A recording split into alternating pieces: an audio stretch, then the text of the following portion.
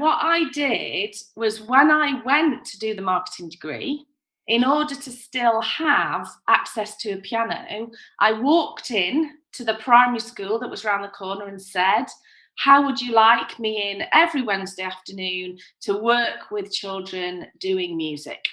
So I actually taught, very little ones in groups of 6, doing rhythm games and singing, all voluntarily. And all without any teacher training. This was just you Without being any you. training. And when I look back and I think, crikey, just walking in off the street. Welcome back to the Topcast Teachers. It's Tim Topham here, and I'm delighted to be with you for another week. Thank you so much for tuning in. It means a lot to me, and I'm only too happy to share these interviews with you. I absolutely delight in connecting with people and sharing great ideas with the world. As always, our show notes and transcript and all the links you need from today's episode will be over at topmusic.co/episode 239. So how many of you guys are parents? If you're parents, then no doubt at some stage, getting your kids to eat veggies is a bit of a challenge. So today's episode is actually titled Hiding Your Musical Veggies with composer Karen Marshall. And in the episode, we're going to dive quite deeply into Karen's background and experience, because she's an unusual composer in that she had a complete break from music in a similar way to the way I did for about 10 years after university, and had a career in a totally different field. She also had a late diagnosis of dyslexia as an adult, which impacted her and has changed how she's approached things. And now, of course, is a much loved composer and author of a number of different publications, which we'll be talking about in today's episode. Now, we're really excited because as part of today's interview, over in our Top Music Teachers Facebook group, we're going to be running a giveaway for the music books that we're talking about in today's episode. So there's 2 packs of music books. This is like hundreds of dollars worth of music. Firstly, the Get Set Piano Method. We've got the 2 main books plus supplementary music books, activity book. And we also, as a second prize, we've got her Piano Trainer series, which is 5 books. It's a huge collection worth well over $100.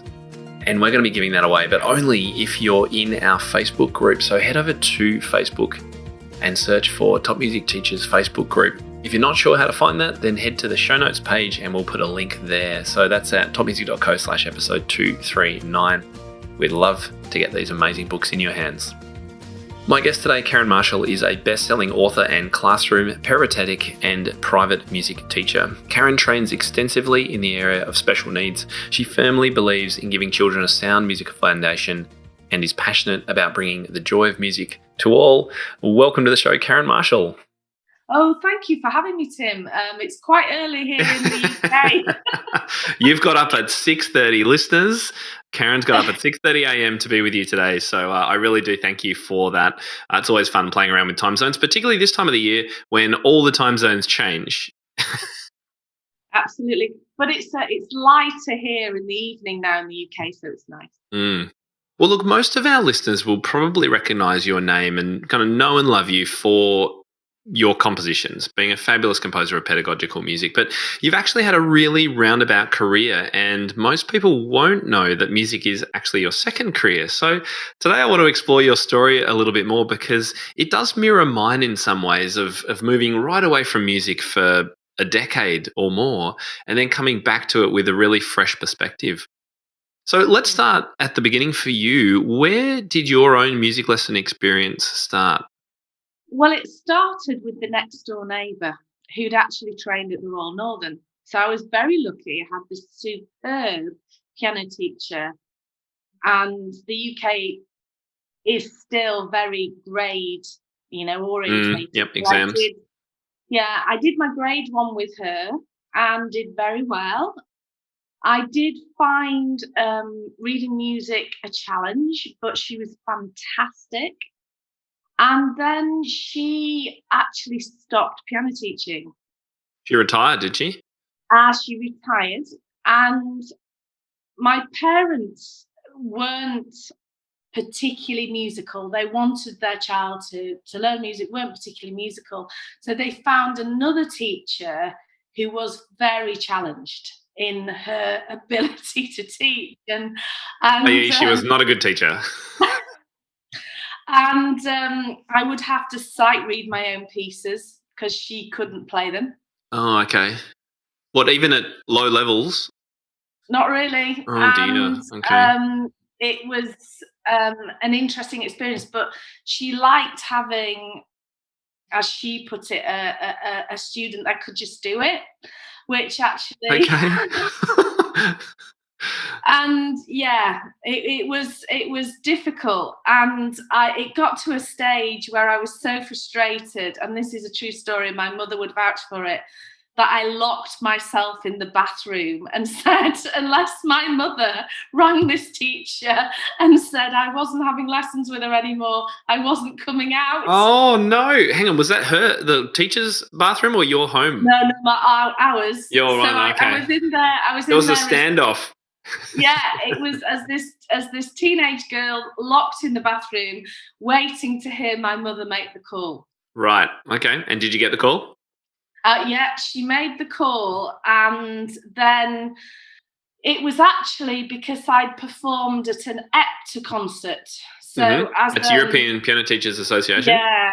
So I'd been to a place in Ilkley and I'd performed, and there was a teacher there watching, and I knew who she was. She was very respected in the area, and a woman called Enid Alterbridge, very close friends to the pedagogue Christine Brown, who I later had lessons with when Enid died.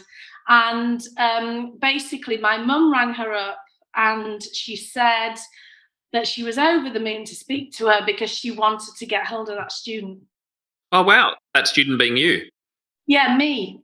Because she knew the teacher concerned, and she said, I just thought she's got this really, musical student, and she'd had some lessons with her, and she'd failed a teaching diploma several times, and and so she didn't really have space, but she made space for me, and that was transformational. Working with Enid Alterbridge was transformational. And in fact, Helen Reid, professor at the Guildhall, she also had Enid Alterbridge. And it wasn't just a piano lesson. It was a whole sort of experience. She would sit me down by the fire. She would talk to me about how my week was. She was incredibly caring, very loving. I would have to take a dog for the walk, called Tigger, who was quite lively and tricky, but yes, she was heavily involved in the original Leeds Piano Competition as well, was Enid. Right. Yeah, I mean, you could easily have ditched lessons and either quit or just kept on going yourself. I mean, it sounds like you were quite passionate about music. You just had the wrong teacher. But I mean, that kind of experience could really signal the end of a musical experience for a young teenager, couldn't it? Yeah, I mean, it was very tough. It was difficult because I would fail the scale section of exams every time. Through no fault of your own. Well, I was diagnosed with dyslexia at 38, so there was difficulty there, but as soon as they were taught in a different way, there wasn't difficulty. And what happened was it was hands together scales. So I remember as this little girl having to put the hands together, and one hand doing one thing, another, and I just found it horrendous. And I wasn't taught any of the pattern work or anything like that. It was just somebody shouting finger two now and this kind of thing. And I don't mean to be, she was absolutely doing her absolute best. Yeah, it was just that really I needed something else. Absolutely. So how long did you stay with the good teacher? What age did you start wrapping things up there? I had 5 years with the good teacher. I had 5 years, and even when I went to university, the first year of university, studying marketing, I travelled back fortnightly and still had lessons with her. Right. Until she actually died. Then, that must have been was sad. really sad, you know. So you went off to do marketing. Now, why didn't you do music? Because I massively struggled with A-level music. Okay, so A-level is like the year 12, like the final year of school music, classroom music. Year 13. And so I did very well at, the 16 level at school, but I just, the structuring of essays, the writing bar chorales, It'd be hard for anyone. it was just, and yeah, it was a real struggle. And so I was also very good at art. So if anybody sees my Twitter, they'll see my paintings, which I've come back to after 30 years, So I was very creative, and I just thought, oh, I'll go and do marketing. It's creative, and and so that's what I did. And yeah. Did you do any teaching of younger children or anything when you were younger?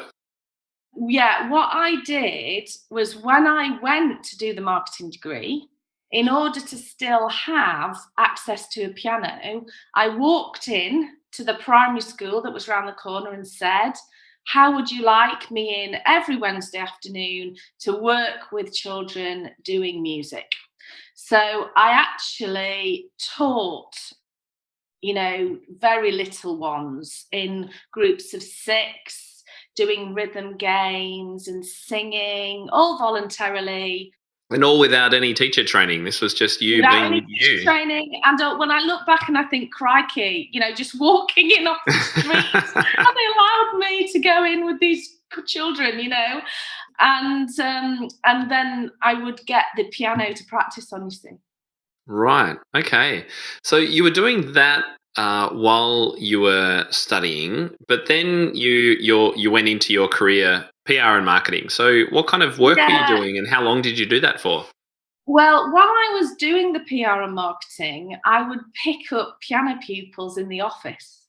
Okay. So is that the children of colleagues? They're adults this time. Okay. These adults. And so my first student took her, she took a grade 3 exam actually when I was just 20, and she did extremely well, and I loved it. So I carried on. That was like a work placement. So in the UK, they still do these like sandwich years. So you study for 2 years, you have a year where you're in industry, and then you go back again. So I, was teaching then in this sandwich year, went back to university, and then I got a job when I graduated with Boots the Chemist. Have you ever heard of Boots? Yes. My family's actually English, so I know Boots well. Okay. So I got a job as an assistant public relations manager. They're running, and it was there where I learnt to write. Write music or write words? Write words. Right. So all of the structuring was sorted out. We'd got, the main form of communication was computers by then. So, the spell checker, and there was these 2 women who were journalists, and they taught me to write. Right. They taught me to write. So you went and worked for Boots and did all that kind of stuff. In your own time, you were still doing a bit of teaching on the side effectively. Yeah. So we still haven't got to you as a composer, which is now a really kind of crucial part of who you are. So there must have been some kind of catalyst to get you to try doing composing. What was that? Can you remember that story? Complete accident. Complete accident. Love it. What happened? I did very well in composition at school. Okay. So I was the trial year for the GCSE, and my composition was used by the music board as an example of what a full mark composition was. And so I could do it, but it was instinctive, and I had no idea what I was doing. What happened was that I met Heather Hammond at an actor event, Mm-hmm. and we made a joke about writing a piano book. And I had been doing a little bit of writing for Music Teacher magazine. Right. Is that the EPTA journal magazine? No, this is the Rheingold Rheingold Teacher magazine. Well, Mark Allen now, Mark Mm-hmm. Allen group now. And I'd met Chris Walters at an ABRSM conference, and he'd spoken to me and found out that I'd had this former career as a PR. And so obviously I could write. And he said, "Oh, you need to do some writing for me." And he was talking about marketing writing, words again. No, we were talking about I was piano teaching by that point, quite a lot of it. Right. And he gave me a column called Ideas Bank. Ah, great. Okay. So writing for the magazine. Yeah, writing for the magazine. And he was fantastic. I mean, when I do feel I owe, my writing career to Chris Walters initially, because the poor man, what he was having to edit to begin with. And I think editors can worry about changing your work, and I'm going, no, it's fantastic. You're making it look so much better. He introduced me at an ABRSM conference to a new senior editor for Bloomsbury. And he said, this is Stephanie Matthews, this is Karen. And she spoke to me about what I was doing, and she brought up Heather's flute books. And I just said, as a joke, I said, "Oh, we've always joked about writing a piano book." And she said, "Can you send me some sample pages?" And that was it. Extraordinary. And so I've never tried to get something published. It all happened by one great big accident. I went to Heather and said, "Oh, it looks like we might have a gig," not really understanding the significance of it. We basically put the sample pages together using both our sets of students. And that was the beginning of Get Set Piano. Fantastic. Which I happen to have here. The book's arrived. Look at this. Oh! So thank you very much for those. Fantastic. So Get Set Piano is the method that you and Heather have put together. Yeah. Yeah, fantastic. And when was that released? Quite recently? No, 2013. Okay, great. That happened in 2013.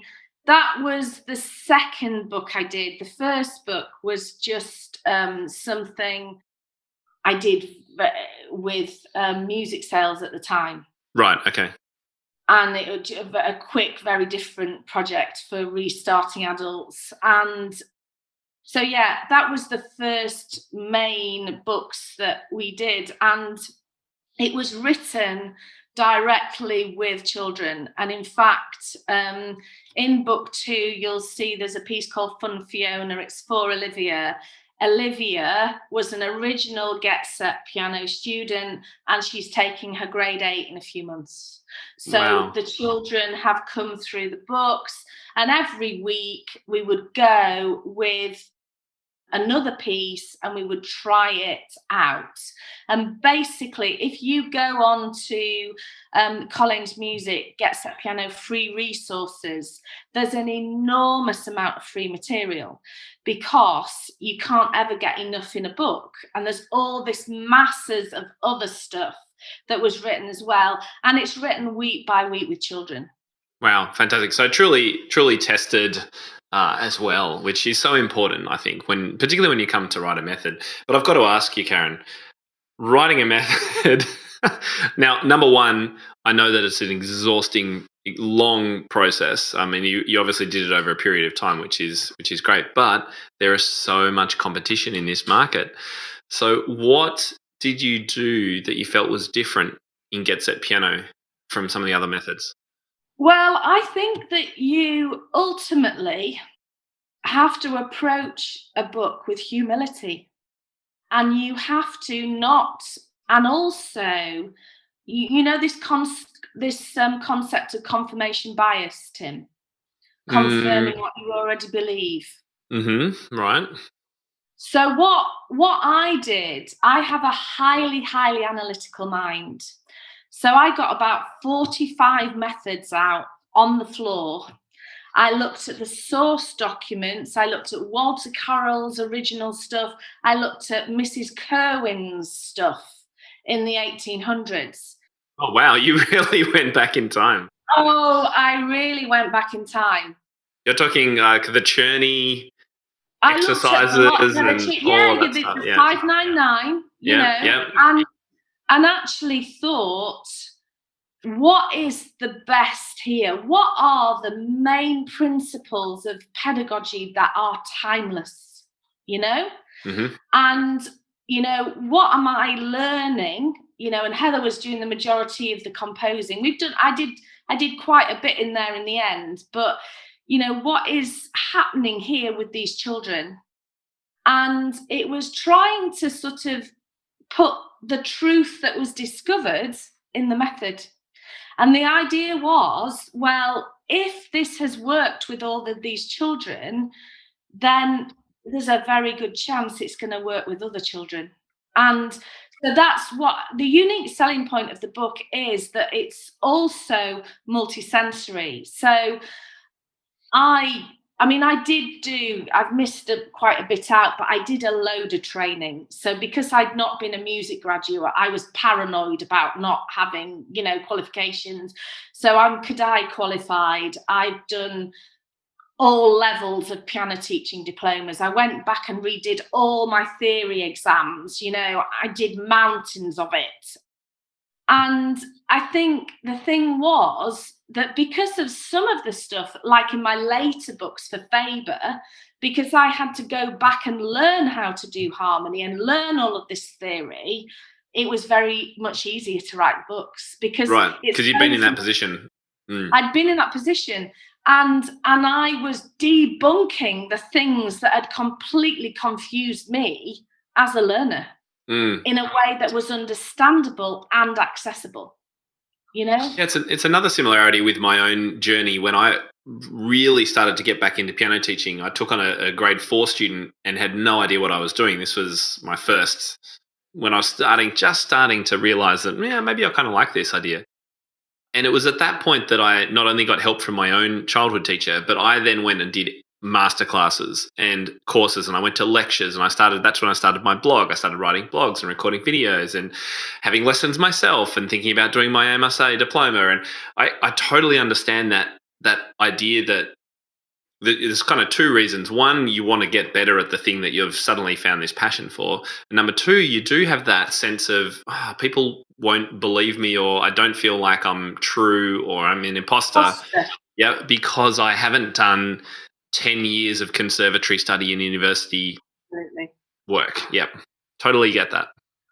And so, you know, I mean, I remember one year, and the children are very little at this point.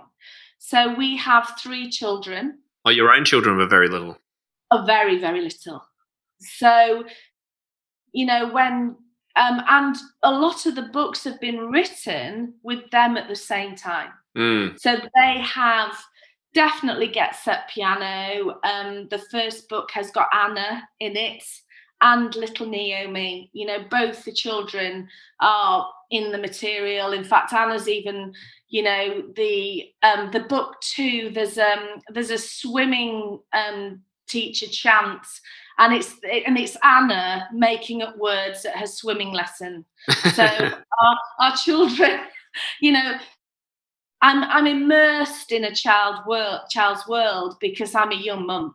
Mm, you know. I get it. And that comes through when you also look at how you've laid it out, but also, I mean, the illustrations, I know you didn't personally do the illustrations, but who is it? Julia Patton. Wow, aren't they?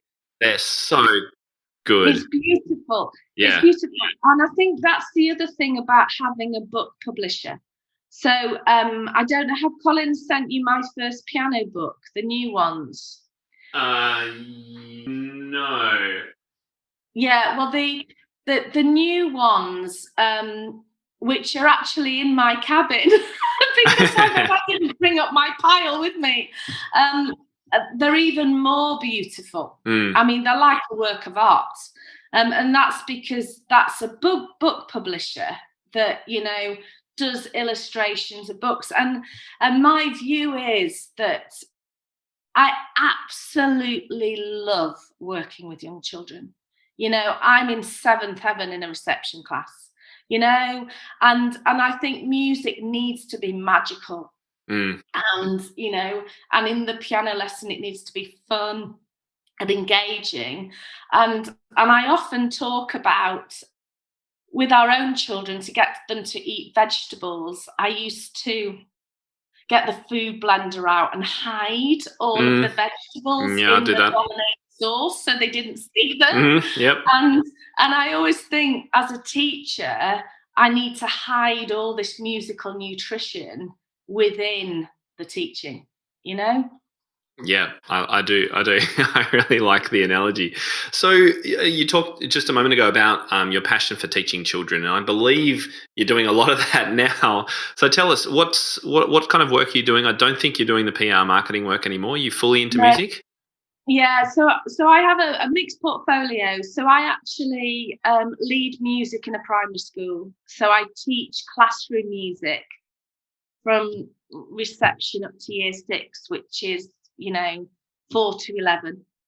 And I'm Kadai trained. So in the early stages, primarily that's Kadai musicianship, but I also do some orff in there, and we do some jazz plays. And we do composition as well. The children compose, you know, 5-year-old children do compose their own rhythms. I love that integrated approach where you pull all the best. I do the same thing. What's great about Kadai? Let's grab that. Let's grab some off ideas from here. You know, kind of the rhythm, the speaking sentences in rhythms, and then moving that to a percussion instrument, and then moving that to a piano and things like that. I mean, that's very simplifying, of course, but I think there's such great value in all of that for any teacher, regardless of whether it's a classroom or independent studio teacher. Yeah, and I think I do. So I run a little choir in the school as well. Well, I did pre-COVID and hope to again. And we have these whole school singing assemblies. So there'll be well over 200 children in a room singing together, singing in parts, you know. And I mean, I just think it is just the most wonderful thing in the world to get children singing beautifully in such a big group, you know. And it's magical. It's magical. And so, Karen, that's full-time work for you? No, No? I do it over, well, it's a very, very long day, and I go across, you know. So yes, So it's one day a week doing that? absolutely. Oh, wow, Yeah. okay, yep. And so it's a monstrous day.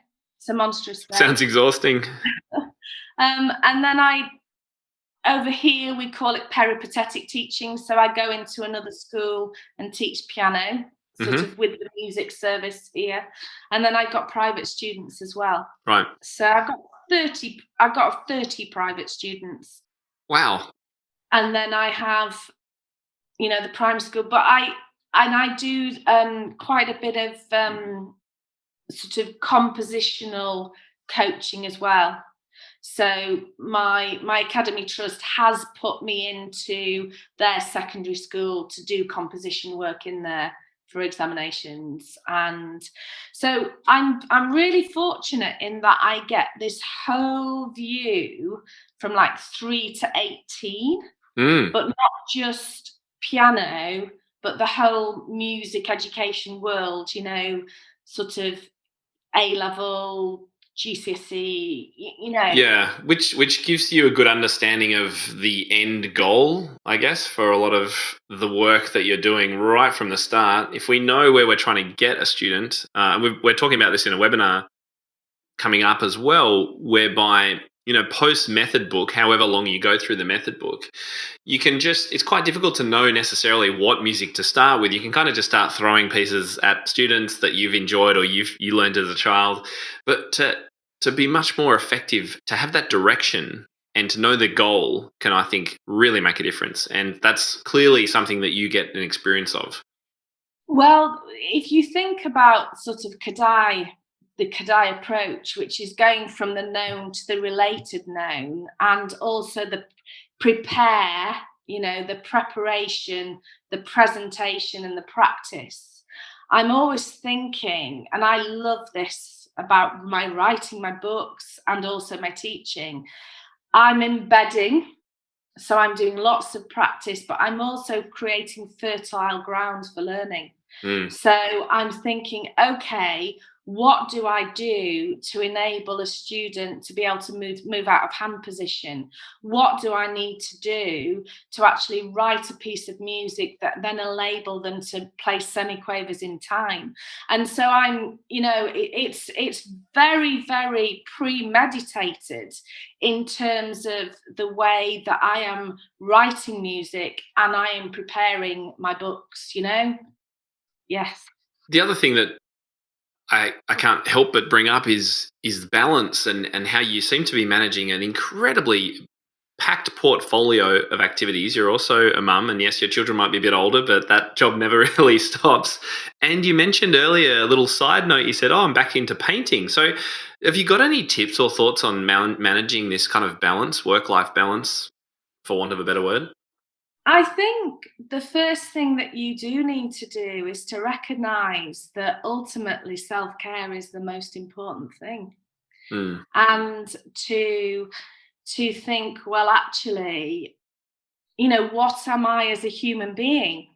And being human is actually about sort of integrating in the world that we're in. And the problem with a lot of work is that we're in our heads, when we're doing it. Yes, we're integrating with other people. So I got some coaching, actually. I got myself some coaching. Right. I went to see somebody and I took myself in hand. Was that life coaching? Yeah, general sort of coaching. Right. And looking at what my value system is, what is my main value? Well, my main values are, my family. I've been with my husband for 30 years in September. It's a long relationship, and, the children are 14, 18 and 22. It's very important is that making sure that they get enough, they didn't choose to be born. Absolutely. Yeah, it also sounds like you've got a bit of separation, because we actually started this conversation in your cabin, which I assume is a separate building out the back of your house or something. Do you find it helps to have a workplace and a home place? Yeah, and I have two mobile phones. I have a work mobile, I have a non-work mobile. I have the cabin, which is my workspace, and I have my non-workspace. And in fact, I started the painting because I was finding, in fact, I might be able to take the computer and show you one. Okay. Don't worry about it now, because most people are listening to this. They unfortunately won't be able to enjoy it. All right. Okay. So basically, I realised that I just didn't have a hobby that wasn't music. Yeah, we can all associate with that. Friends. Yep. And so, yeah, it started just before lockdown that I started painting again. And I hadn't painted for 30 years. Wow. Good on you for getting back to it. Yeah, and I do 1 or 2 a month now. Fantastic. Well, look, our time is running short, and I did want to talk a little bit about your books as well, some of the ones that you've just created, and maybe a sneak peek of what's coming up if there's anything in the pipeline. But before that, I just want to mention one thing. I just want to circle back to how you kind of fell into this composing role. I just want to bring up how important networking is and has been for you. And I think there is a real fear in a lot of teachers, particularly independent teachers. We are the masters of our studios, we're confident and all that kind of stuff, but we can be super shy when we go to conferences or just not going to conferences. I mean, obviously all that's changed a bit with pandemics. But have you got any thoughts? Have you found that as well? It sounds like that's been just crucial for your evolution. I really love people. I really love people. And I mean, even on Twitter last week, there was a lady who was saying how exhausted she was in her pregnancy. And I reached out to her because I could identify with that. You know, I was a piano teacher being pregnant and how tired I was.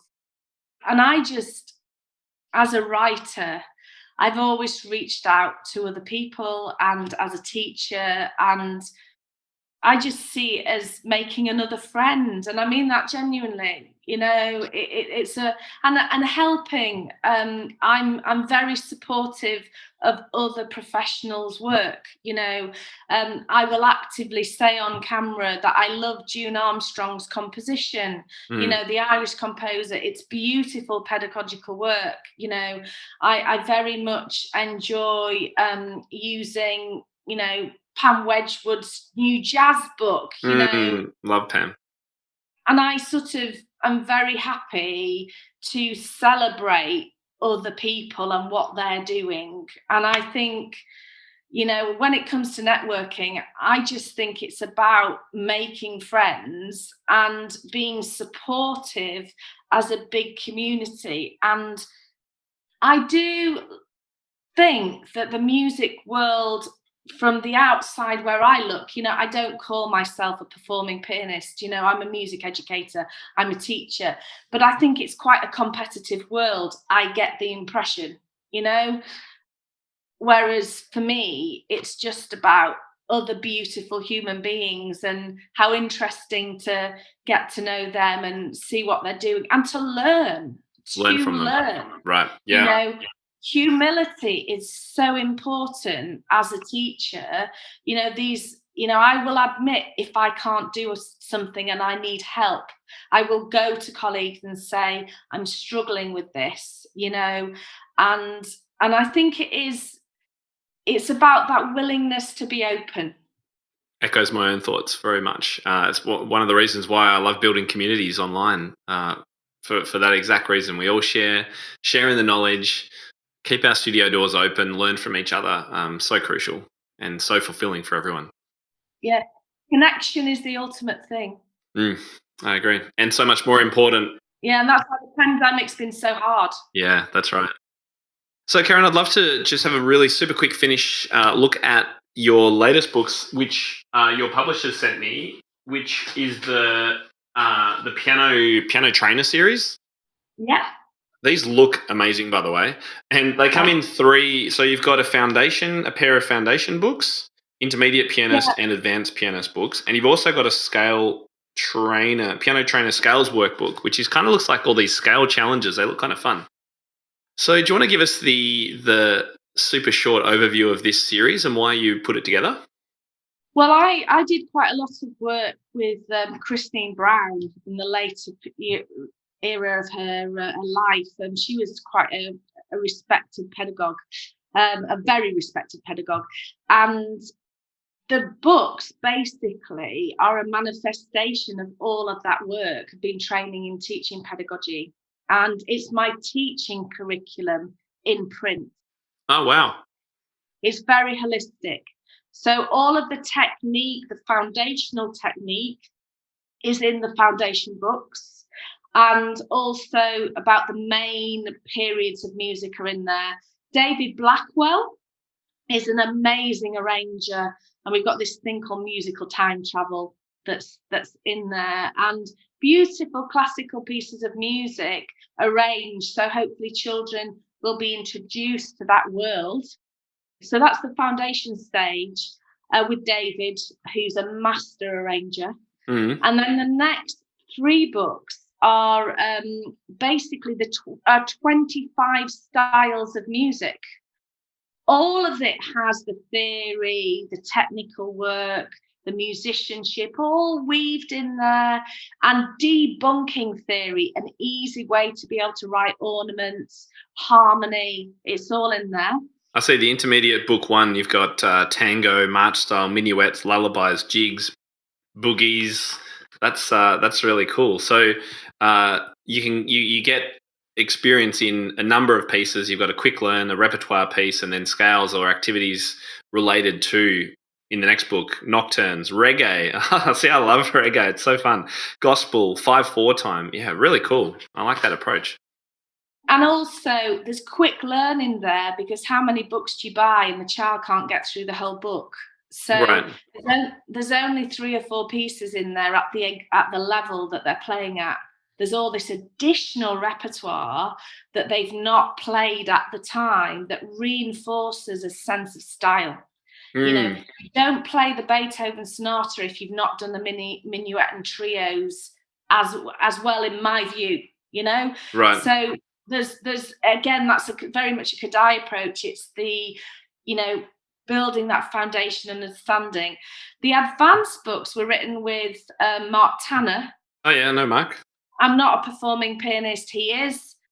So in those books, we go back to musical periods, but we actually look at the changes in the piano. So we look at how the piano has moved in time, and I pull in architecture and art and everything else. There's composer galleries in there. So you've got different levels of the composer's work in one place. And also, we are not rehashing what's in every other book.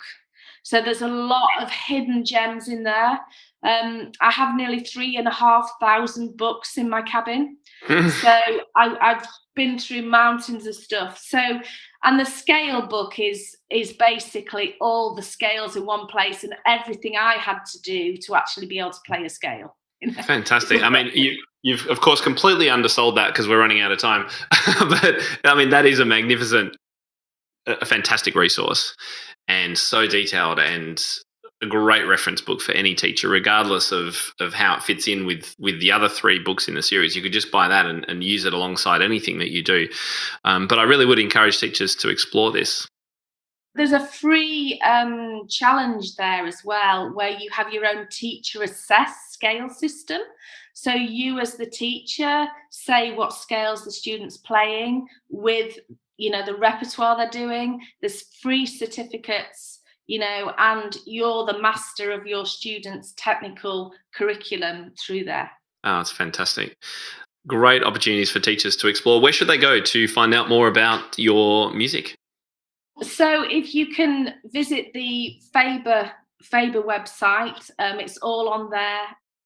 All of the books are on Faber Music, and also Collins Music are there. And I must mention, I've done a book with ABRSM called Skills Builder, Piano Star Skills Builder, and also the other Piano Star books and the Encore series for ABRSM as well. So. Oh yeah, I enjoyed playing the Encore series. That was a little while ago. Yeah. No. The Encore series fits exactly with the piano trainer. There's no duplicate repertoire, so you can use them as repertoire books alongside.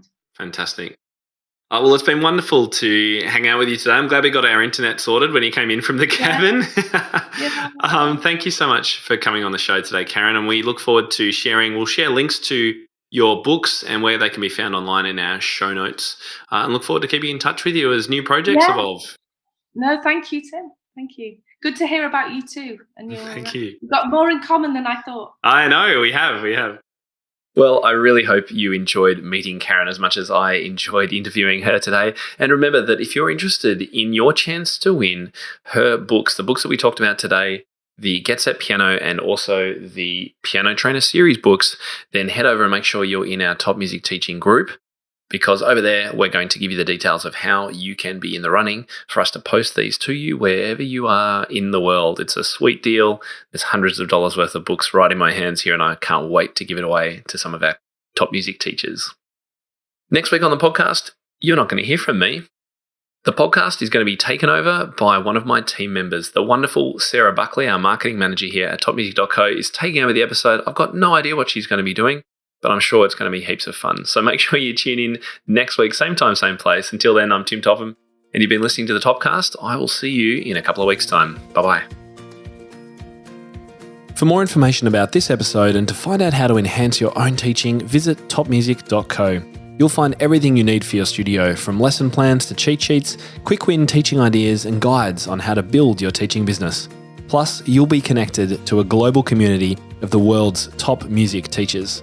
And when you're ready, join hundreds of other teachers around the world by becoming a Top Music Pro member and get access to all our bonus content and flagship courses. And don't forget to follow topmusic.co on social media and subscribe to this podcast wherever you listen to it. That's all for today. We'll see you in the studio.